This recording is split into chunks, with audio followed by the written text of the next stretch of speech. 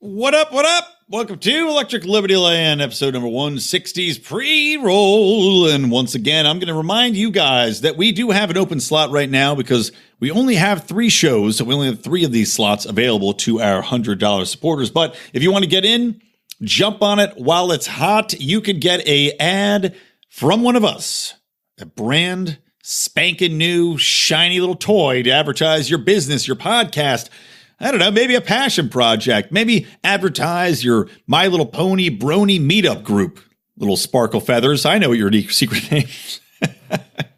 I know what your secret name is. Anyway, it can be much better than this ad. Trust me, you. But you can only get in on that by going to patreon.com/Lions of Liberty and joining at our $100 level to give you access to all of these wonderful benefits. And additionally, you may have noticed that we've been doing some shows that are based upon our supporters' suggestions or requests, and that can be yours to have at the low, low price of $50 a month in support. You go in for 3 months of that, you get to pick a conspiracy corner, you get to pick an LILDL topic. Yeah, you know, we can have some fun with it. So thanks to Craig, thanks to Kale, thanks to Davey, our supporters that are at that level right now. You guys can get on that as well, have some fun with it, and we look forward to having you influence and input on our program. Welcome to Electric Libertyland, here on the Lions of Liberty podcast, your weekly shot of culture, comedy, and liberty with your host, Brian McWilliams.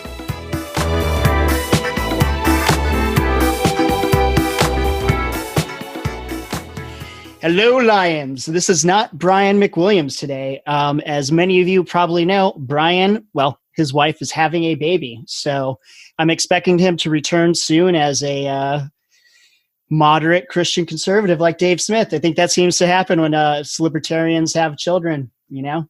This is John Odermatt joining Howie Snowden here. Yeah. And I'm a Christian conservative, so I have a child, so I'm in the Dave Smith camp. It's he has a 60-day course that you take, how to become a Christian conservative. I'll be promoting it on my Facebook page. You can check it out. I mean, I don't have kids, but I understand, you know, you see how the sausage is made and you become a little bit more pro-life. It makes sense to me. I mean, honestly, to be serious for a minute, like, I think I became more pro-life the minute that I heard my daughter's heartbeat, which was like at the eight weeks. As soon as I heard that, I'm like, whoa, people are aborting babies like after 8 weeks? That's insane. But I mean, that's my personal view. I don't think this podcast is here to talk about abortion, but no, I mean, maybe Virginia's abortioner-in-chief, Ralph Northam. I don't know. I'm sure most of you have heard or seen the clips where he would say, you know, we'll make the baby comfortable and the mother will have a conversation. And he's talking about killing babies after they're born. Like, nothing wrong with them. And it's disturbing, to say the least.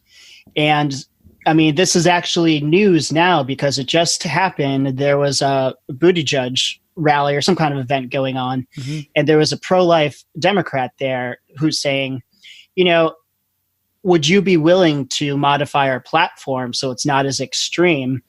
And they start asking him, they're like, would you like at least say like Governor Northam's position or what Cuomo had signed into law with this like right up until birth stuff? He's like, would you be willing to like walk that back a bit?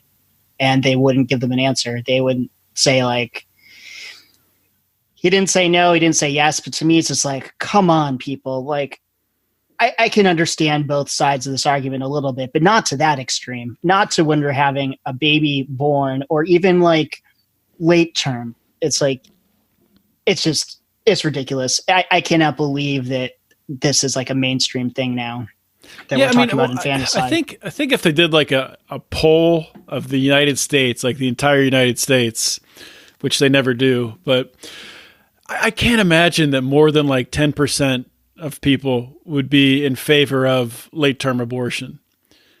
And I don't think like anyone outside of like a few like outliers would be in favor of, you know, abortion right before birth.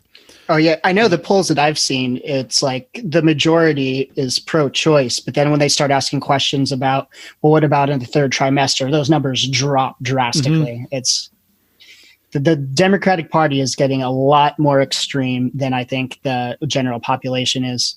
And I actually think when Governor Northam came out and said that, and people are like, he's talking about infanticide. I think the Democrats leaked those pictures of him in either blackface or like the KKK hood to be like, all right, we got to change the topic here. And so I think that was after I can't remember the order that it happened. Was like right after, like the next week, those pictures came out. And so nobody's talking about infanticide anymore. Now they're talking about, oh, was he in blackface? And I think he didn't have to step down because now he's doing whatever they want. And there's this big push in Virginia to take away everybody's guns. I think that's where it all came from. He's like, all right, now I am beholden. I want to stay in power. I toe the line. But how much time does he have left in Virginia? Isn't he out soon? So in Virginia, I was incorrect. I thought governors here could only do one term. That's not true. They can only you can't do 2 terms consecutively, but Northam's trying to change that. Authoritarian. So, yeah. People think Trump is going to change that for the presidency. I know a lot of our listeners have been following what's been going on here in Virginia. And so I just wanted like a brief update because there's a couple of things I've been hearing that people say that aren't exactly accurate. Like the NRA has been saying they got the assault weapons bill killed. And then when I hear people talk about this, they're like, oh yeah, well, no, they're not doing assault weapon ban. They're doing these other things.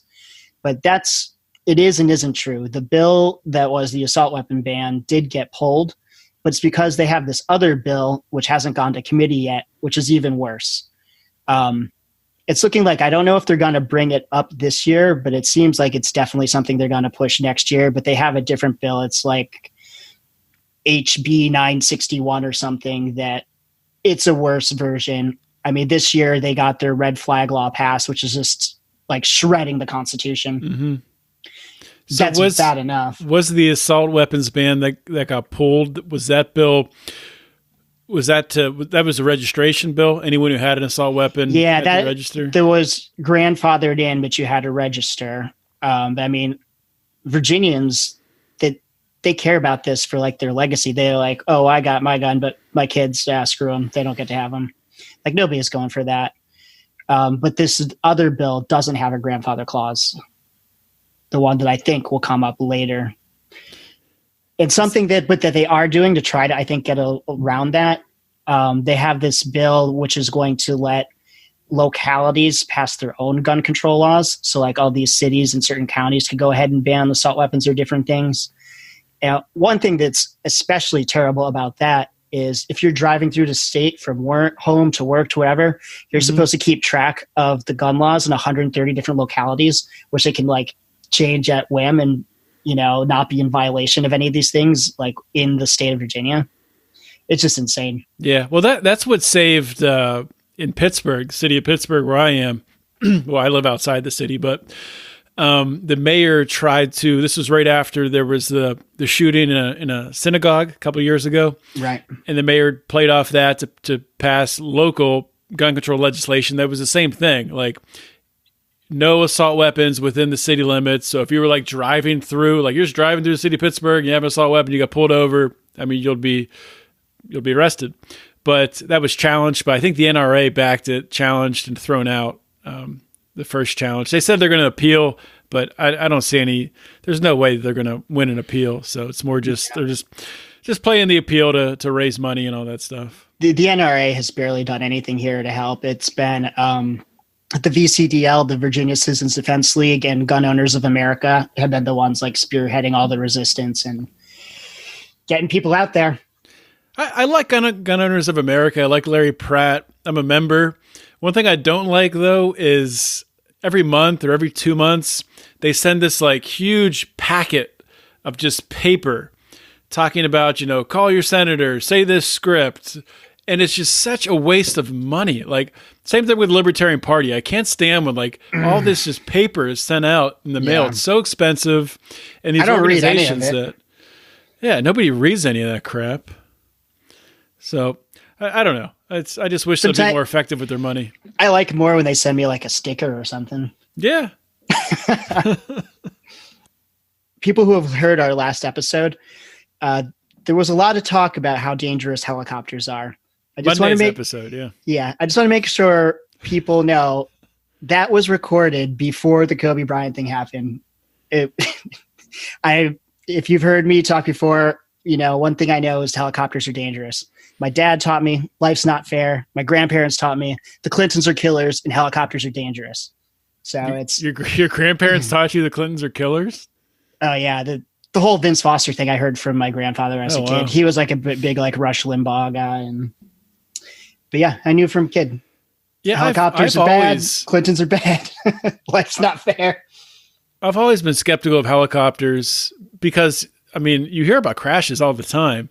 And the company I worked for previous to one that I work for now, it was like a couple weeks before I was leaving, and 2 of the employees who got married were on their honeymoon in Hawaii and died in a helicopter crash. Yeah, that's my grandparents' friends died in Hawaii in a helicopter crash. I guess it's like not like common, but it happens frequently enough in Hawaii that it's probably the least safe form of air travel. Yeah. Like if you got an option plane or helicopter, take the plane. Take a hot air balloon before a helicopter. I've been up in a hot air balloon. Have you been in one before? No. It's is it fun? It's fun and it's relaxing. Like most of the time, taking off, you just go up and then you're just coasting along. The only part that sucks is when you have to like come down and land, because you're basically at the mercy of the winds. And you throw ropes out and there's people there. Like when you're in the hot air balloon, like someone in a truck will follow the hot air balloon, because like if like a wind gust catches you, you can get blown into power lines, or you try to land in like an area where there's not a lot of stuff like that around. But we were trying to land in a field, and at the last minute, a gust of wind took us, and we landed like in these like briar patches. But could have been worse, I guess. Something I do want to try hang gliding someday. I don't know if I'd ever try that. I don't think so. I don't know. You think it's more dangerous than helicopters? More chance for user error, probably. I don't know. Maybe not. But anyway, so after we recorded this, I think like a day or two later, I saw on Twitter about Kobe Bryant dying, and just wow, he's a year older than me. And then I saw like his daughter died too. I'm like, wow, that's so sad. It sucks. Then I'm seeing people start posting all this stuff about Kobe Bryant rape accusations and stuff. And it's like, this is disgusting. Somebody just died and you're trying to get hate clicks. It just like blows my mind. Yeah. Like Larry Sharp had a good response to that. He's like, listen, he's dead. You're not hurting him. You're only hurting like his wife and like kids that are left alive. And it's like, if this is true, like you're not really helping the victims either. And if it's not true, you're just like, all you're doing is hurting people. And I couldn't believe it. Like these people, it's something about our culture now that just to like get those clicks, it's like hate clicks. They just put this stuff out and like exploit somebody's death like that. And it's disgusting. And he wasn't convicted of no, crime. It was thrown out of court. It was thrown out of court, and people say because he settled, that's like an admission of guilt. But what people don't understand, especially when you have as much money as Kobe Bryant, he's obviously already cheated on his wife. They're going through that. Do they really want the details of what happened to come out again and to be rehashed? No, pay some money. It goes away. And settling doesn't mean you're guilty. Taking a plea deal doesn't mean you're guilty. Yeah, as you all know.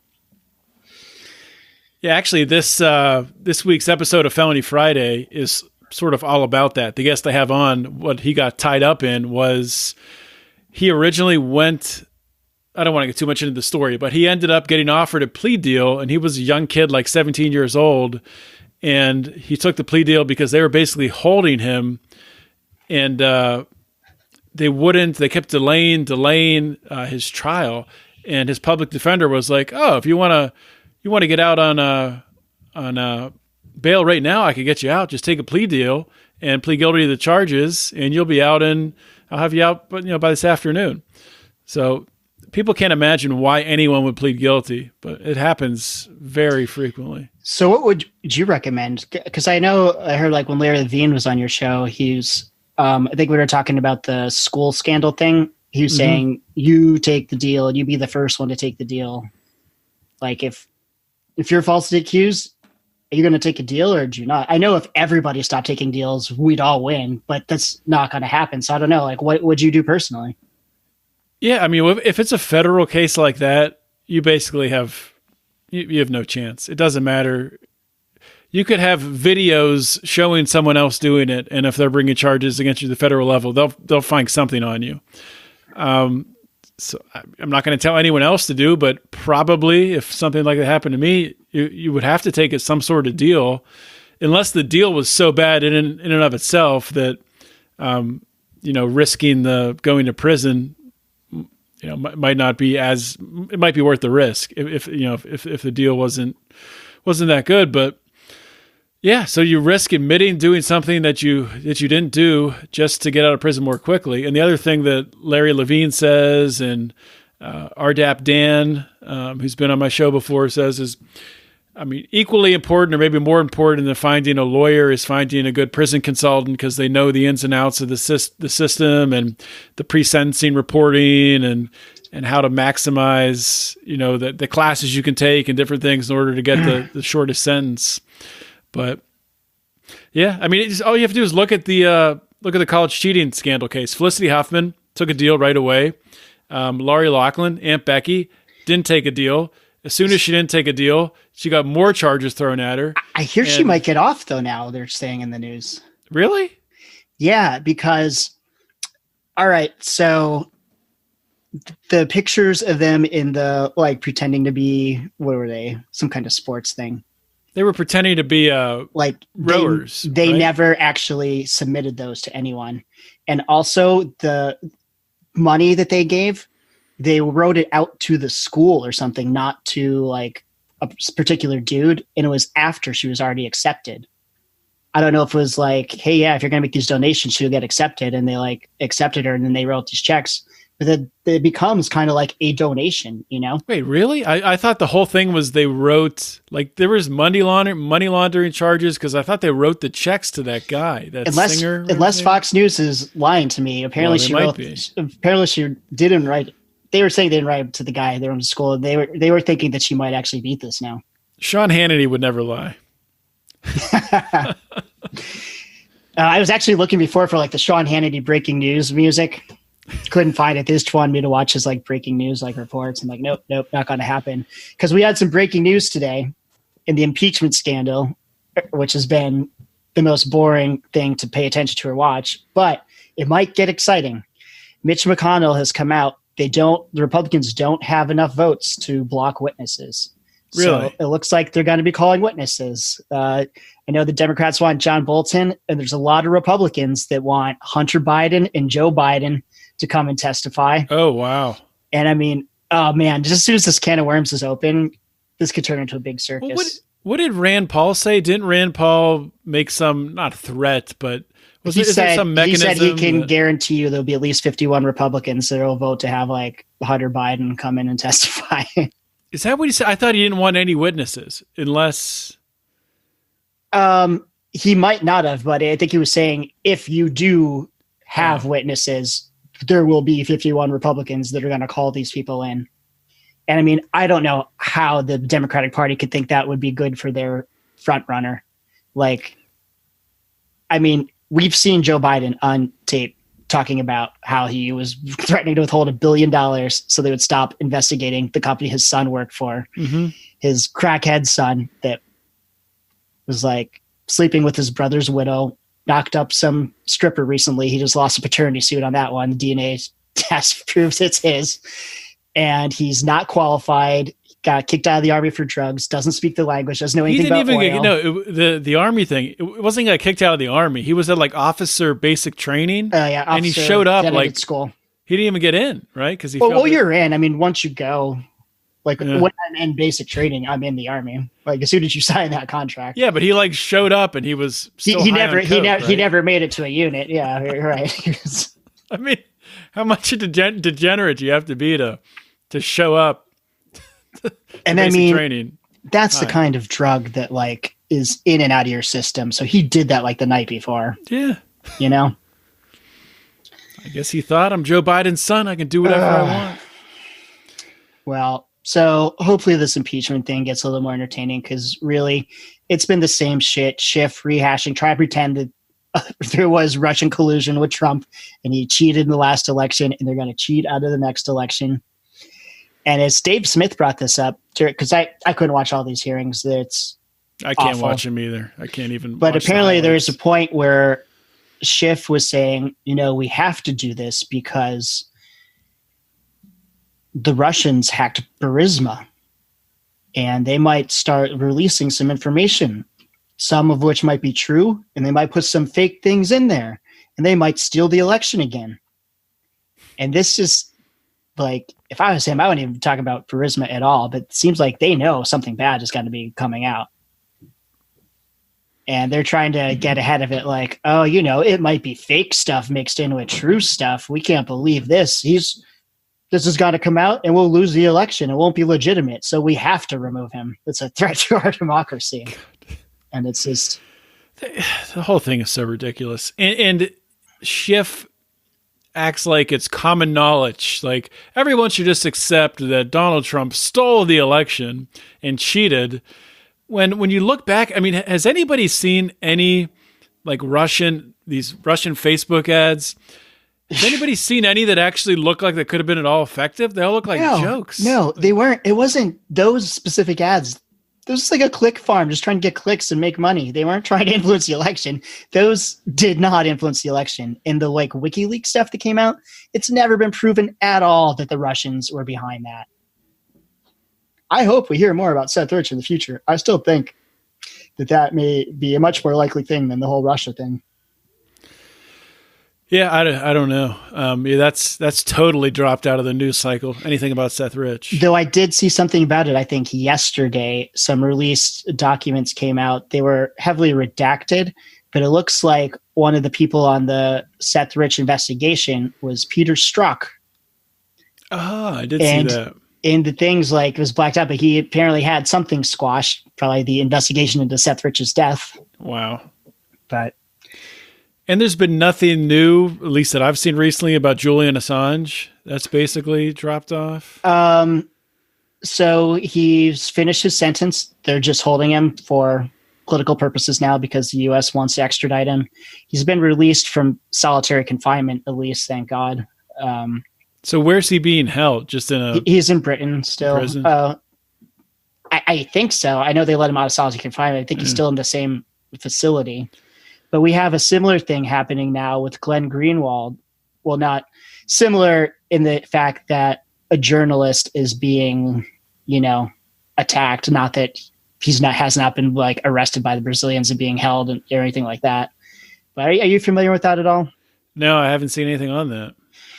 I don't know a lot of details either, but I know he's been heavily critical of Bolsonaro, the new dude down in Brazil. And I think he's being accused of some kind of like hacking or something, but it was really, from what I can gather, it was journalism was what he was doing. And he lives in Brazil? He doesn't. I don't think so. But I know that the Brazilians are trying to like charge him or they want him for something. I don't know. That's so ridiculous. I need to know more about this to even talk about it. It's just like, I hate seeing, it's so funny too, because I hate seeing something like that happen to someone who does good journalism. But at the same time, like most journalists today give all journalists such a bad name. Like something happens to like the New York Times or MSNBC, I'll be like, ha, whatever. It's like, good. Y'all deserve it. But it's journalism is just like going back to the Kobe Bryant thing. It's just become just a race. And nobody even cares if they get the facts right. Like when the Kobe Bryant news broke, the first headline I saw, Kobe Bryant, it just said like sources, Kobe Bryant dies in helicopter crash, 4 daughters on board helicopter. I'm like, holy crap. Thank God that wasn't the case. I mean, it's bad enough as it was, but people just report whatever the hell they want to. There's no vetting of facts. So one good thing, that Washington Post lady that was tweeting about the rape stuff right after he died got suspended. So I'm glad there's some consequences from being good. Totally like, I don't even know what the word is. Yeah, I don't know, I very not rarely human. Very rarely unfriend people on Facebook. I'll do like an unfollow or maybe just like the snooze where you don't see their stuff for a couple of weeks if I'm getting annoyed by somebody. But I don't know, I'm friends with so many libertarians, I don't even know who they are, but some libertarian posted some long thing about, well, I didn't even know who Kobe Bryant was until he died in a helicopter crash. But then I remembered, oh yeah, he raped this lady back in, 17 years ago. So screw him. I'm like, well, you know what, buddy? See you later. I don't need you on my feed, man. I actually went on a big unfollow spree back after Soleimani was assassinated. Mm-hmm. All the libertarians that were like saying it was just a good thing. They're like, yeah, great, glad Trump did that. And it's like, yeah, I'm not having this kind of statism in my timeline. So I know you have an interesting take on it. And you know what? Best case scenario, I feel like the Iranian government wanted him taking out too. And this wasn't going to cause a war. And Trump knew that. And Iran knew that. But still, we're not Iran's assassins either. And it's still wrong. I don't think, I don't think that, there's no due process involved in any way.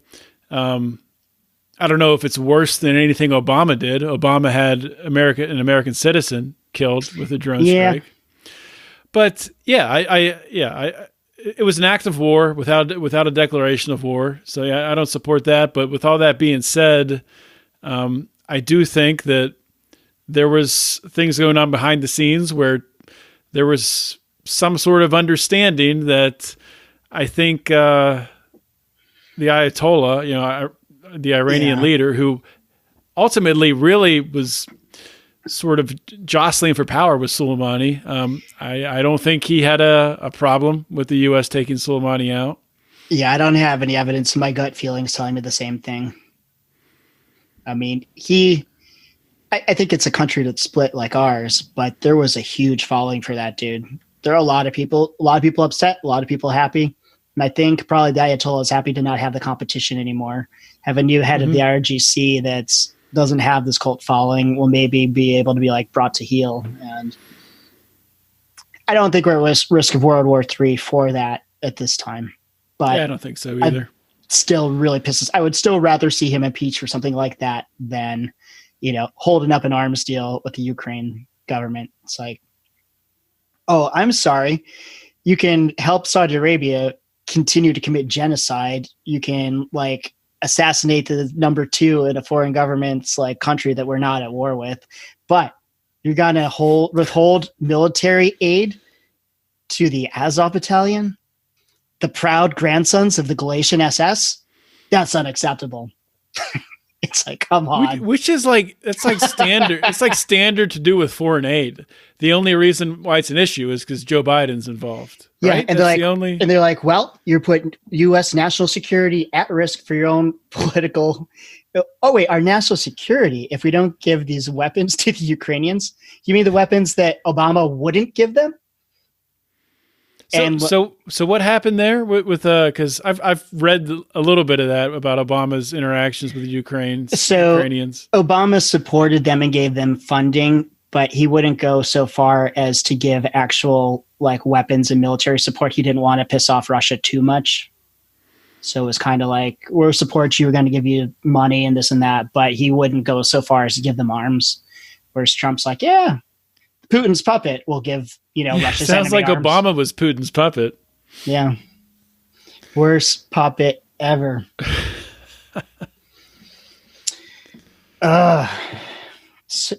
So there was a post on Twitter by Nick Sarwark today about the whole impeachment thing, being like, so is there anything you people would really impeach him for? I mean, come on. And Mance Raider, P. Quinones, Trudy's like, well, genocide and yeah, man, this and that, list this whole of things. And it's like, yes, there are things we would impeach him for, but this is not that. This is nonsense. This is a deep state coup. If he gets, sure, I don't want presidents abusing power, but if he gets removed from this, there's no lesson that a future president learns besides fall in line with the deep state or they're going to get you out. There might have been something technically slightly illegal, but it's not a big deal. No one cares. All the bad, really bad stuff he's done, they all do. And he'll never get removed for that. Hey guys, just want to take a real quick break from today's show to tell you about a fantastic podcast that if for some reason you don't have it in your podcast feed yet, you need to add it. It's called Free Man Beyond the Wall. Of course, it's hosted by none other than Pete Quinones, the artist formerly known as Mance Raider. Pete is an author. He's a fantastic libertarian thinker. His guests range from everyone, the who's who of libertarians inside and also people outside of the liberty movement. His topics, he's covering everything from foreign policy to the police state, immigration, politics, libertarian theory, history, everything and anything in between. He has some of the most interesting shows that I've heard anywhere from any libertarian podcast. And of course, he's had myself and Brian and Mark on the show too. So that helps. Guys, be sure to check out and subscribe to Free Man Beyond the Wall. Yeah, I just don't understand. What is Nick Sarwark trying to accomplish? Like, I don't know. And he's done a couple good things recently. I'll give him credit for that. What were they? He was on some show. I think he was on Morning Joe. Yeah, that was it. He was on Morning Joe, and he actually did a very good job. And I made sure to go on. I tweeted to him. I said, hey, yeah, we disagree a lot, but good job on the Morning Joe. And then he did somebody's podcast, and it was pretty decent. As I was praising him, though, in the back of my mind, I'm like, wait, is he just trying to trick us until after the convention? We're gonna be he might be. He still hasn't declared if he's even running yet. Yeah. For chair again. Keep my eye out. But I mean, with anybody, if you do something good, I'll praise you. When you do something bad, I'm gonna say something. Right. So, 2 good things in the past 2 years that he's done. All right. I'm sure he's done more than 2 good things. He seemed like a pretty decent guy at Porkfest, but yeah. So we've got the Iowa caucuses in like less than a week now. I can't believe that. No, man. So there's no more debates. No, there's one debate right before. Is that right before on the 7th? Is that the next debate? No more debates before it. So that debate is right after. What is that? So, I know they're having there's a New Hampshire town CNN thing coming up soon that they didn't invite Tulsi Gabbard to, even though she's tied with Yang in the most recent polls. They're actually beating Yang. She was at 6%. He was at 5%, but she doesn't get to go. I think she's spending like all her time up in New Hampshire. She's not. I don't even know if she's been to Iowa that much. Yeah, she was just snowboarding there today. So it's Monday the 3rd then? Is that the? Yeah. That's the Iowa caucus, and then New Hampshire's when? Do you know off the top of your head? I don't. Like a week later, maybe. Then I know the next debate's on the 7th, I believe. But you got any predictions for Iowa? So Bernie took the lead, right? Pretty strong lead. He was way ahead in the most recent poll, but if you look at the like the Real Clear Politics averages, where they average all the polls in Iowa, he's ahead still, but by like a point. So he might have really just pulled ahead a lot, but when you average in all the other polls there, he's just very slightly ahead. The thing with Iowa, since it is a caucus, how does that work? Do you know? I have no idea. Yeah, well, like one of the things that screwed over Ron Paul, he won Iowa, but he didn't. He did, but he didn't. Like they give it to Rick Santorum at the end of the day. I don't know. I thought it was CNN wouldn't like mention that he won or something. It was Ron Paul. Well, Mitt what a Romney, great turnout for Rick Santorum. And Rick Santorum got this many votes. He beat. Then they like found some Rick Santorum votes somewhere. I don't know. They came in like frothy. But like, I think the way they do it is like people come up and speak for candidates.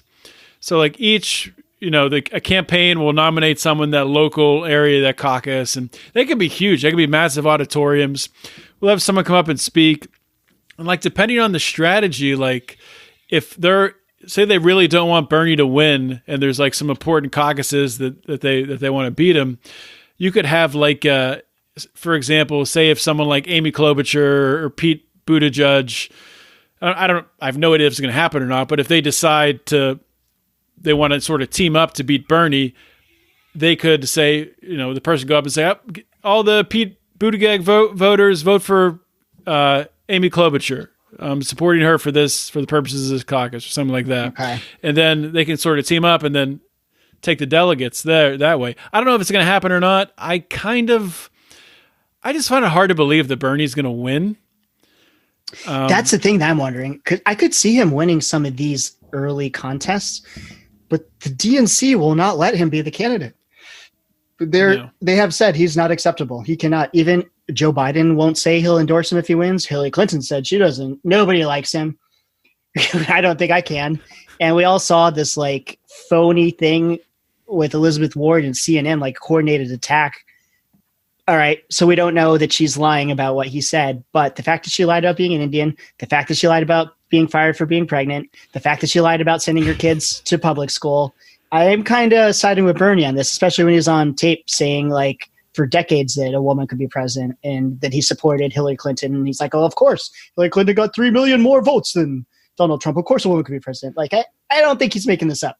Well, I think it was Scott Adams where I heard this, but I think multiple people have said it, that it's probably a combination of Elizabeth Warren taking something Bernie said. They had this meeting in 2018 and, Elizabeth Warren says, I'm thinking about running, getting in the race. And Bernie says something to the effect of, well, it's going to be hard for a woman to beat Donald Trump. Just honest, it is. It's going to be hard for anyone to beat Donald Trump. It might be easier, honestly, though, for Tulsi Gabbard, who's a woman, to beat Donald Trump than any of the rest of the field. But that's she's the only one of them that I think could, but they won't. Yeah, that's because of her policies. It's nothing to do with her being a woman. Maybe a little bit. But. Of course. Wait, are you suggesting someone would judge a candidate based on their substance, not on their what they got between their legs or their skin color? Yes, crazy. In this day and age, we don't do that around here. Yeah, not Alliance of Liberty would never do that. But no, but it's that whole thing. Like maybe these new polls that has Bernie way ahead, maybe that's a part of it. Maybe people realize, even if he did say it, he said that to a friend in confidence, and she brings it out like 3 weeks before Iowa. Doesn't say anything about it for years, and then uses it for her political advantage. Like he tries to shake her hand, she won't shake his hand, and I don't think people like that. I think the elites, the media, the establishment, I don't think they are where the people are. And I think they're all in for a rude awakening. I mean, most of these candidates that were all just running on like identity politics and stuff are failing miserably. Yeah. Honestly, I think out of all the candidates, all the Democratic candidates, I dislike Elizabeth Warren by far the most. And that's including Kamala Harris. Elizabeth Warren is just so incredibly fake. Like everything she does is so fake. When she's on these town halls and she's asked a question, she gets like pretend excited, like, well, let me tell you about my plan. See, with my plan, it's so, and I know that she went up to Bernie right after that debate and confronted him, knowing she was still mic'd up, knowing that event was going to be put out there. And Bernie I think it's a classy thing to do to say, hey, let's not talk about this right now. And she's pushing it. And then he offers to shake her hand and she wouldn't even shake his hand. So I don't know. I think she is so dislikable. And to see, I saw this thing on Twitter the other day. You probably saw it too. I think it went viral. And it's this lady posts that she's like, I'm just so happy that my 5-year-old daughter had her Elizabeth Warren doll in her bed, and I asked her why she had it in her bed, and she said, well, when I have it with me, I feel like I can do anything. It's like, oh my God, it's ridiculous. I can't take it. Yeah, I saw that. Oh, and so I've been reading up about the coronavirus, and apparently Elizabeth Warren's got a plan for that now, too. Oh, yeah? Like, can you believe it? Can you believe it? I don't care. Universal coronavirus vaccination coverage. But there's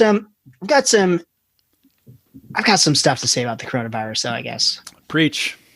So, I mean, me and you are both old enough. We lived through them, like, scaring us about Ebola, scaring us about SARS, scaring us about everything that never turned out to be anything. And just like, I mean, not that Ebola is not a terrible disease, but it wasn't going to, like, kill half the world, you know? I kind of feel like everyone's getting all worked up about something that maybe it'll be a little worse than the flu. Sure, the people it impacts will be terrible, but I don't think it's going to be a thing, really. I think we're fine. I don't think people should worry about it. But I was listening to this podcast. I can't think what it's called. It was something like, This Is How the World Ends. And it's like 10 episodes, different ways that it could possibly happen. And one of them is about like one of these pandemics, especially these like bioengineered diseases that people may be working on or doing. And though I don't think this is anything, one of these times it probably is going to be something. And the whole fact that like where this broke out in Wuhan, there's a like level 4 biotechnology, like Chinese like research facility there, like 8 miles from. They're like, no, it broke up. This all started at that fish market 8 miles down the road here, not the bio research lab. And it's like in this podcast, they talked about like all these accidents and things that have happened. Like this one, they had shipped a bunch of stuff through the mail. Some of it, and some of the vials broke and stuff. And there was typhoid in one of the vials. Luckily, that one didn't break. But it's like, are you kidding? And one thing that's interesting to know about the U.S., like if there's an accident at like a U.S. government bio research lab, they have to report it and, do all this stuff, whatever. Private companies, though, no reporting requirement at all. Nothing. And I was a libertarian. I'm like, well, yeah, I don't need government to do anything for me, but something like that kind of worries me a little bit. And I've been seeing a lot of these articles about how they've been doing these quarantines and stuff in China, and a lot of articles with actually them being so authoritarian, only they could take care of this properly. Jesus. Only they could. And I'm like, well, when you do have an authoritarian government, you can make people do things, I guess. But I don't know. It's so. When you talk about an existential threat, or say you have a disease that's easily communicable, maybe engineered that way, and would kill 95% of the people that get it, like one person could mess up, or one person could be malicious and like destroy the whole human race. I'm not like coming out for a government or anything, but it's like things like that make me step back and pause and think like, well, how do we handle this? I'm not even sure. I don't even really know. Maybe I should give up all my rights. No. I'm definitely not there. I mean, maybe communism's not that bad. More my gut instinct is like, well, you know what? I'd rather die free than I'd rather the whole human race just die than us give in to government. I mean, come on. That's the way to go. And we've got to have our dignity, right? Yeah, I'm in the same boat as you there, and I agree with you with the coronavirus. It's hard to tell what the hell's going on in China. Nobody knows. They've shut down that town basically. Does that mean they've shut it down because things are so bad, or? And that's the thing. Or it's just easier to do that. Them being their government, especially, we can't believe anything they say. Mm-hmm. There's videos of nurses saying that like 90,000 people are infected and all these people are dying. It's like, I don't know if this is bullshit or if the Chinese government's lying. I don't know. I mean, in the U.S., it's pretty wide range, between like 15,000 and 60,000 die every year of the flu, that's a lot of people. I mean, that's a massive number of people. So like the things that I've seen on it, and I want to check that podcast out, but just hearing doctors talk about it, and I know doctors, you can't trust every doctor, but the way that they're looking at it, that, even if it's not as bad as the flu, like if you can contain something like this and stop it before it becomes like another seasonal version of the flu that everyone can get, then you should try to do that. Obviously, I'm not saying to do it in an authoritarian way, but there's definitely benefits to curtailing it, even if it's not as bad as the flu. That podcast was excellent, but one thing I really didn't like about it was every now and then the guy would talk about possible solutions, and he was talking about having like an international, like we have to have ways that you can deal with these things, or things you can do or can't do. And there has to be like an international force that can, if someone's going to violate it, like invade and take over their country and like overthrow them and force them to do like, I'm like, all right, I understand we're talking about existential threats, but you're talking about having an international force that has more powerful military than any country in the world and can invade and force anyone to do anything they want. I'm like, yeah, no, thank you. Speaking of international forces, so by the way, for the listeners out there, Brian sent us a full list of articles to talk about. And of course, he said, talk about this stuff or talk about whatever you want, but we haven't talked about anything that he listed. But one thing that he did send out kind of ties in here. The UN human rights ruling that says climate refugees cannot be returned back to their home country. So essentially, what's a climate refugee? What's the definition there? Who's impacted? Is this enforceable? I mean, I don't know. I tried to find this stuff out to see if this is enforceable. I don't know. It's just the same article restating the same, quote restated in all these articles. So I had sent this article to Brian before he sent it to us to maybe talk about. And just because I send an article doesn't mean like I think it's true. It's just maybe it is. It's interesting. This is what people are saying. Let's, something to think about. And the fact that it comes from the Gateway Pundit, and if you read through it, CNN posted it too. Okay, because from the Gateway Pundit, not that makes it true. CNN. I was to say I don't know that I trust the Gateway Pundit. I definitely don't trust CNN. But okay, let's say this is true. It's worth talking about. So if you're a refugee climate, like climate change is going to devastate the poorest areas of the world. It's all white men's fault, and it's only going to hurt like the poor colored peoples. Mm-hmm. And so the UN supposedly is saying, if these people are climate refugees, you have to accept them. Well, first of all, since when has the US ever done anything that the UN says we have to do? Never. And we're not going to, which I'm glad for. I wish we'd get out of it. That's not entirely true. I mean, a lot of the reason and root behind the war on drugs comes from the UN. There's a lot of treaties there. Really? Yeah. I had a guy... Didn't we start the war on drugs?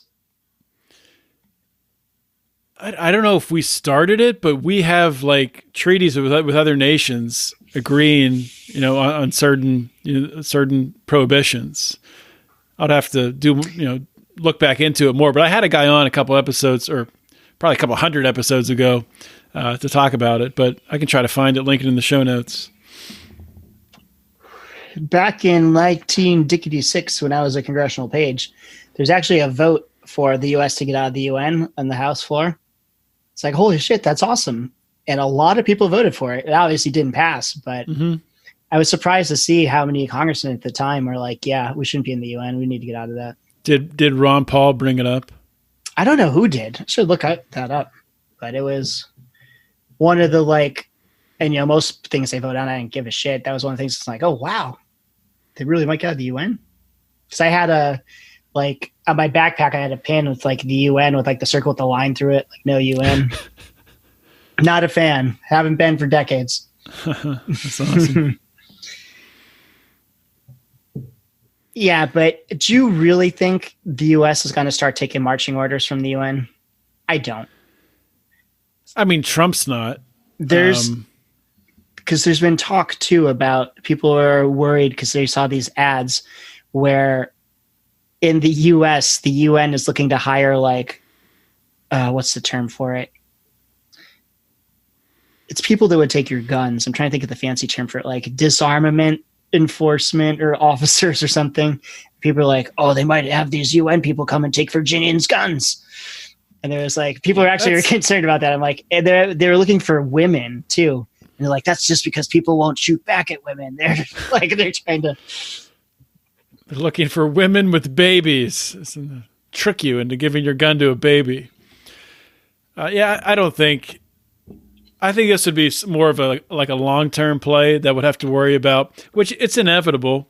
I do think Trump will get reelected for better or worse. I think he has 4 more years. But what I'm worried about is long-term after Trump, it's going to swing left, and it's going to swing left hard. And I hope it's not AOC. She'll be old enough, won't she be? Well, God. You know what? I'm actually kind of hoping, despite the DNC's efforts, that we have Bernie versus Trump. Not that Bernie is a real socialist or Trump's a real capitalist, but let's have the capitalism versus socialism argument. Let's just have it. Let's do it now. Yeah, but that's it. You won't get the actual argument. You'll get a crony capitalism. Are we ever going to get the real one? I don't know. Yeah, I just think Trump is such a bad messenger for that argument. Is not only because he's a good messenger for socialism? I don't know. I mean, good. I think he represents the ideas. I don't know. Is he going to convince the majority of Americans to become socialist? I don't think so. I think most people see through his shtick. I think Trump wins that election. Is all I'm saying. Yeah. And I think it would come off as a repudiation of socialism. It comes off as that, but then we have the inevitable collapse that we're going to have eventually, and that gets blamed on capitalism. That's coming no matter what. It's just a matter of time until, I don't know, the whole thing's going to fall apart eventually. Unless, is it possible we could out innovate our way out of it? I think so. Just the government becomes obsolete type thing. If production and things like that just become so advanced and so sure, if we didn't have this $22 trillion of debt, we'd be in a much better place, but it just grows so exponentially that it makes up for that. We move into a post-scarcity world where we're producing so efficiently, everybody has everything they need. I mean, that's an interesting conversation because we are going to get to a point in our lifetimes where with automation, and people look at this as a bad thing, which is just so crazy to me, where, I mean, a 40-hour work week is going to look ridiculous. In 20, 30 years, why the hell are we working 40 hours a week? I can do all this shit in a couple hours. I hit these buttons and, I think we're entering really the golden age of the human existence. Not to say everything's perfect. We still have war. We still have, people who are starving to death. Things could be a hell of a lot better. I don't want to get lumped in with the Steven Pinker crowd who says that, everything's just always getting better and better, but those aren't the Pinkertons, are they? Are you a Pinkerton? I don't know what that is. I think Weezer has a song called that. I don't know. But but I really do think if everything doesn't just go to hell, we might get to a place where it's practically post-scarcity, where people's needs are in general met. I mean, with AI and automation and all this stuff, what people are going to need to do, it's going to be content creation. It's going to be, entertainment or services or things and you won't have to do that much to meet your needs. I really think that if capitalism were to play out and science is allowed to advance, that we're going to be at a pretty good spot, maybe despite the government. Yeah. Well, you'll need a couple of things to happen, which might be assisted by technological advances. The price of housing or renting, that's got to drop significantly in proportion to how much money people are making. Not till I sell. Sell now. Maybe I should sell now. And then cars, transportation, getting around. But I think that's moving rapidly, improvements. Actually, if a county over from mine becomes part of West Virginia, I will sell. Because I'll move there and my commute to work still won't be that bad. Is that, I meant to ask you about that. So is that something that's even probability wise, what do you think the chances of that happening are? I think the chances are very, very low, 3% chance maybe. Oh, geez. But West Virginia probably just joking with us has offered. But there are some historical reasons why it might make sense. And so say this one county, I think it's Frederick County. They were supposed to have a vote back in the day, whether they're going to be part of West Virginia or Virginia, and they actually never held the vote. So maybe they could do it now and decide, West Virginia. I wonder what would happen. That would be, honestly, something like that could have a really good effect on the country as a whole. Because it's not like a county is leaving or a state is leaving the U.S. You're sort of reorganizing into a state that you agree with more, the general population does. Maybe that could set off a trend of reorganization of states around the country, which would be freaking awesome. Yeah, that, or even just like, I guess it's secession, but if we broke up into littler pieces, because here's the thing, I'm starting to agree with you. Maybe Elizabeth Warren is the worst, because now she's out there promoting getting rid of the Electoral College. So like, oh, the couple big cities get to decide everything for the whole rest of the country. Are you kidding me? Like, why would any part of the middle of the country stay a part of that? Mm-hmm. Why? Makes no sense. There's no reason. I'm starting to think like somebody was on Michael Malice's show and he said something. He's like, I kind of think that hurts like the discourse and people being he's like, yes, exactly. He's like, I want it to. He's like, there's no reasoning with these people. We need to break up and go our own ways. I'm kind of like, maybe we do need to like just accelerate the breakdown and the division and the just the people are like, we've had it. Let's part ways. Yeah, Malice has been big on that for a while. On breaking up, and I think that's ultimately what's going to have to happen. Yeah, and I don't want to see anything come to violence. I would love to just see decentralization, secession, breakup, and let people voluntarily do what they want together and then live the way they want in their own communities together. Libertarian utopia someday. That's right. So what else did Brian have on that list? Let's do like a rocket fire through this. He had Schiff. We already talked about Schiff and impeachment. The UN talked about that. So there's a new State Department rule crackdown. On birth tourism. So I don't know if you saw this. Oh yeah, this is a good one. Yeah. So they are giving more, giving the consulate or the officers there, I don't know what they're called. They can deny people the right to come here if they're pregnant, so they're not having anchor babies. Yeah, it's the B1 and B2 visas. Right, and I think the Supreme Court said this is fine. But I guess like the article was saying that it's sort of probably just more posturing than anything, because there's only 10,000 babies were born in the U.S. to foreign residents last year, I think, or 2 years ago. And like if you haven't, so if someone travels here, has a baby, under the current laws now, for that baby to sponsor their parents to become legal citizens, they have to be 21, and the parents have to spend 10 years outside of the United States. So you're talking 3 decades in order for the parents to become U.S. citizens. That's not a good plan. This doesn't really matter at all. But in principle, I'm torn. Just in principle, like we realize this is such a small number. It doesn't matter. But it's good to talk about. So I'm torn because I want these people to be able to come here. But I also don't want someone to be a citizen just because their mom came here on vacation and had the baby.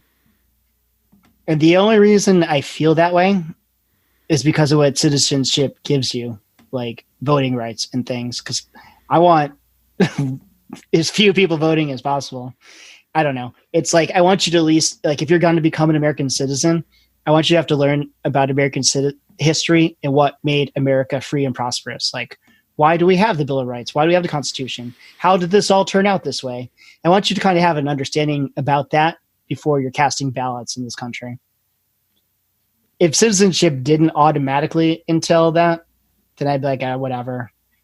But I feel like just because 2 non-Americans come here and give birth here, that it just doesn't make sense to me that baby would automatically be an American citizen. Yeah, I mean, it doesn't really. But I don't want to stop them from coming here at all. That's fine. Come on. Yeah, that's the thing. And maybe they're coming here because they need the medical care. Maybe, and honestly, anyone who's going to travel here just for medical care outside of the country where they live are probably some of the wealthiest people in that country. But so maybe they're doing it just to get the best medical care. So as a libertarian, what's wrong with that? I don't see any problem with that. Is it better to have babies here than elsewhere? No, I mean, I think for the most part in like first world nations, I think it's so I'm just worried about hospitals in general. I'm like, man, I hope Brian has the baby and gets out of that hospital before the coronavirus patients get in there. Because I did see there's a couple in like LA now. Yeah, Well, they've been all over. There was one in Virginia, wasn't there? Oh, I did see someone post about something in the DC area. I got to check the tracker. Last I saw this morning, there were like 5 in the US. It might have grown. Because to go back on that coronavirus for a minute, the thing that annoys the crap out of me, and I posted about this, thinking the Lions of Liberty Forum, which you can join by going on Facebook and typing Lions of Liberty Forum in the search bar at the top and joining. Talking about how, like, every article I read about it, they're like, there was someone in Canada, there was someone in Texas, someone in Virginia, and they're like, well, they flew from, the city where the outbreak was in China back to the U.S., but don't worry, we don't think anybody was exposed to it outside of their family. And they're like, what about all the people they interacted with along the way? From what I read, if they cough or something and you're within 6 feet, it's highly contagious and you're going to get it. Really? Yeah. Well, probably if you have a weakened immune system, and which a lot of people do. The thing about it is they're not sure yet, but you might have it for like 2 weeks before you show any symptoms or feel sick. So there's a lot of people that probably have it and you don't know they have it and they seem fine. Oh boy, it's going to be a wild ride. One last thing about the coronavirus though, because this is kind of interesting because, I think maybe it might have gotten loose from that biolab. But maybe not. Maybe not. Some people were blaming it on pretty much them eating bushmeat in China, like the bats, or then they thought it was snakes or something. Yeah, I thought they were having sex with animals or something. And it's like sometimes it's not even eating those things, but because they're dirty, like when you're slaughtering them and that kind of thing, like the disease, you can get it. I don't know, but I'd kind of steer away from that. From eating bushmeat. For Lions of Liberty listeners, don't eat bushmeat. Well, there was the one thing put out by the World Health Organization, why I mentioned having sex with animals, and it said the things to do to avoid coronavirus, like wash your hands, don't eat, undercooked meat, and the last bullet point on it was don't eat bat wing soup. The last bullet point on it was don't have unprotected sex with wild animals or domesticated animals. Like, what the fuck? Are you kidding me? I don't know what they do in China. Doesn't that just go without saying? Do we have to tell people that now? Is it that widespread? I don't know. Did you see the article the other day? Like doctors begging men, don't masturbate with banana peels. What? Yeah. That was a real article? I actually read this one. I usually don't. I see the headline, I'm like, what? Whatever. But it was nonsense. I don't see any reason why not to do it. They were like, it came down to some people might be allergic to bananas or something. Yeah. And it's like, especially for our listeners out there who this is your daily practice. Don't be alarmed. You're probably okay. I mean, I give you guys lots of advice. Don't fly in helicopters. Don't eat bushmeat. Don't do PCP. But if you want to masturbate with the banana peel, if you're not allergic to latex, you'll probably be fine. Yeah. Just live your own life. And something else I learned reading the article, if you are going to do that, if you heat it up in the microwave a little bit, it's apparently much better. Just read about it. He was just reading about it. No, yeah. It's right the other day. I haven't had time to investigate it further. Oh, mentioning PCP. Did you see in Maryland the guy who got shot by the police and killed, handcuffed in the squad car? No, I didn't. Did you send that article to me? I did not have time to. I did. So here it is. I got it here. Okay. So from what I read, the cops arrested this guy, and they're like, "Well, we smelled PCP on him." Hey, you can smell PCP? I had to Google it. I'm like, "You can smell PCP?" So I looked it up, and I found this article that talks about what different drugs smell like. So parents who think their teens are doing drugs, well, no. And according to this article, if you're smoking PCP, it smells like permanent marker. Really? So I don't know. Maybe the cops did smell PCP. But so what they did, they handcuffed the guy. They strapped him in the front of the cop car. Apparently there was some kind of tussle and the cop shot and killed him. And of course did not have his body camera on. And to me, this makes no sense. This seems like cops run amok again. All right, if there's somebody who's on PCP, if he was, and they're going to be wild or whatever, and he's handcuffed, put him in the back of the car where they've got the little divider and all that stuff. Don't put him in the front seat with you. Yeah, that's does that not make following any protocol. sense? That's ridiculous. And then like the whole fact that his body camera wasn't on makes me just doubt the whole story entirely. And it's just one more incident of cops just killing citizens. Officer was placed on administrative leave. I'm sure paid administrative leave. They said they are determined to find out what happened inside that cruiser. Yeah, how are they going to do that? Two witnesses say that they heard two loud bangs coming from the front or coming from the vehicle. Good job, just witnesses. Yeah. Yeah, I don't know, man. It's like, seriously, when are we going to start talking about disarming the police? Because this is completely out of hand. Yeah, I guess I am for gun control. I am too, for that kind. Oh, boy. Yeah. Well, we're going to go through the rest of Brian's because we've been on for quite a bit. How long have we been going for? Just an hour now, so. What else did he talk about? Something with Carter Page. No. Not worth talking about.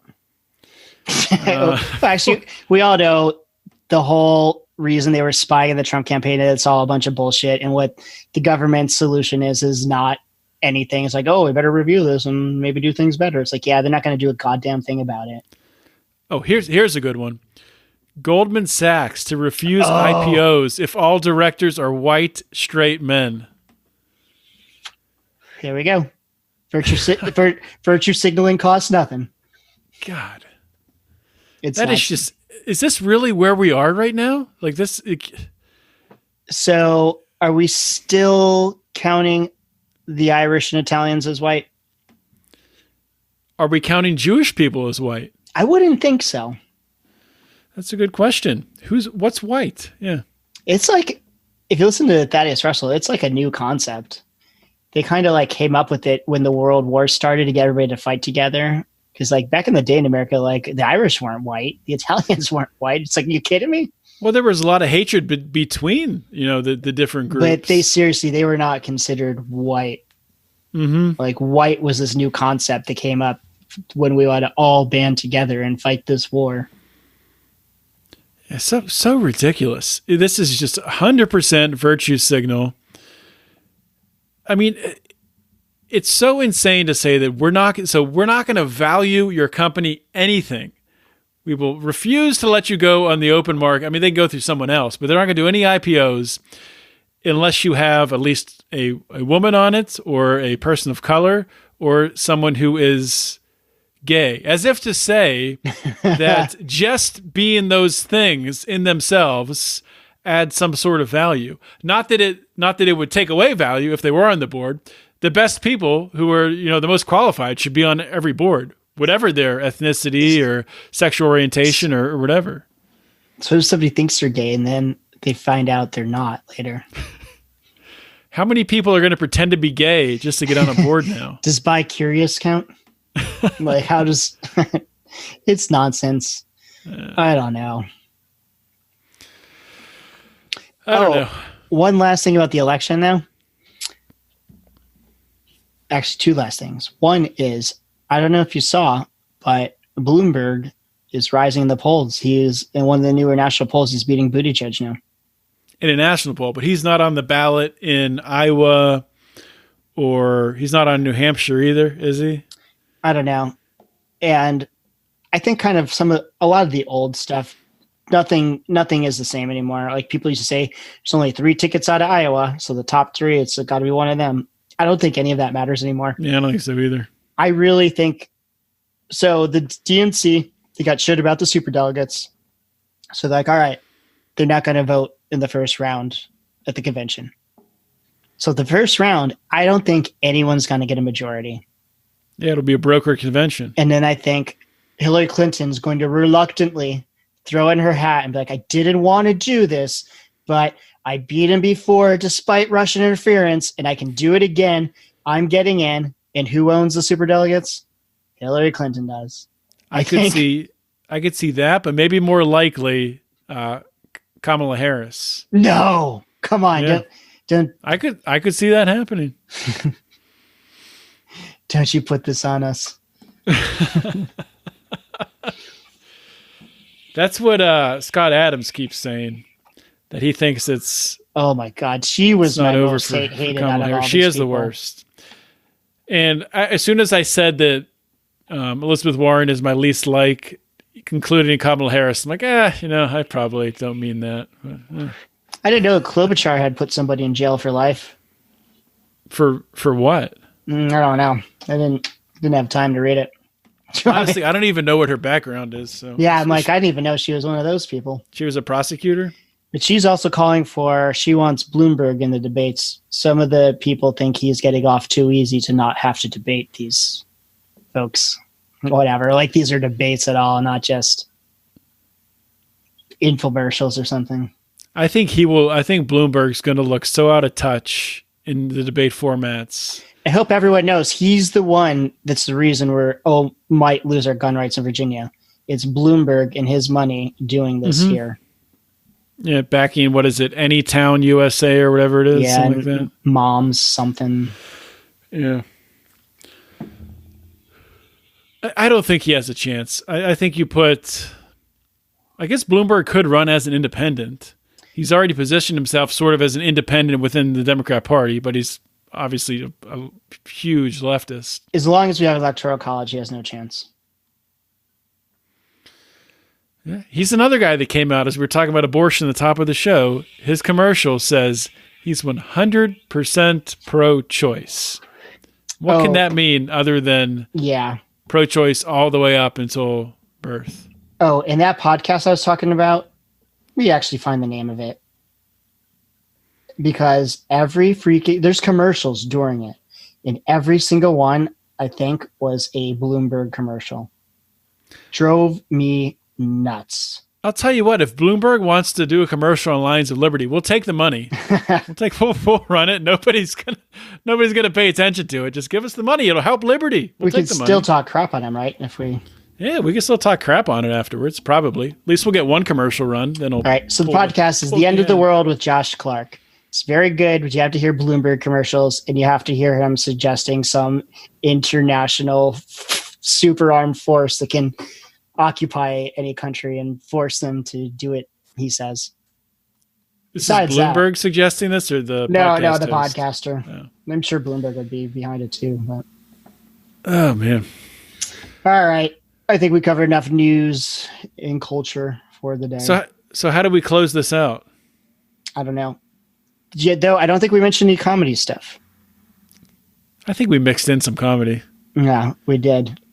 There's one comedy related topic I didn't know if I wanted to bring up. Maybe I'll just mention it, see if you want to say anything. If you don't, we'll just cut this part out. Sure.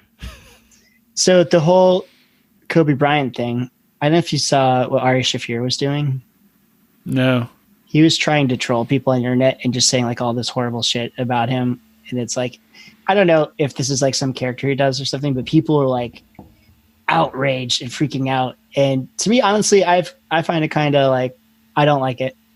Mm-hmm. I don't know. I just feel like an actual man and his daughter and all these other people died. I'd at least wait. I like the too soon thing's a joke, but I don't know. I kind of feel it. I don't like hate him or anything. I just like, not a decision I would make. Not my cup of tea.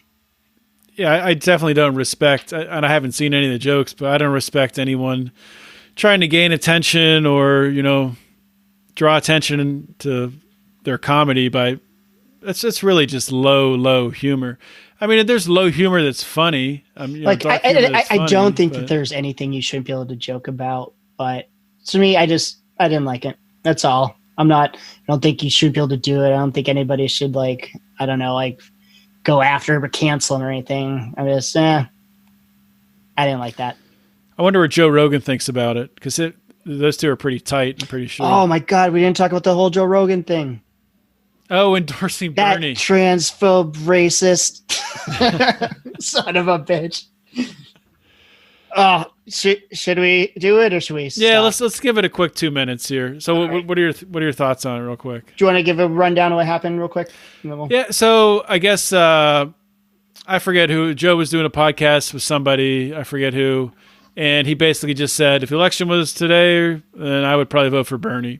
And then Bernie ran it as a paid ad. I assume with Joe's permission. Maybe not. I assume so. I think he would. I don't know if he'd have to have it, but I assume he would get it. So I don't know. I guess I'm surprised that he wouldn't endorse someone like Tulsi. Joe's not afraid to go against the grain.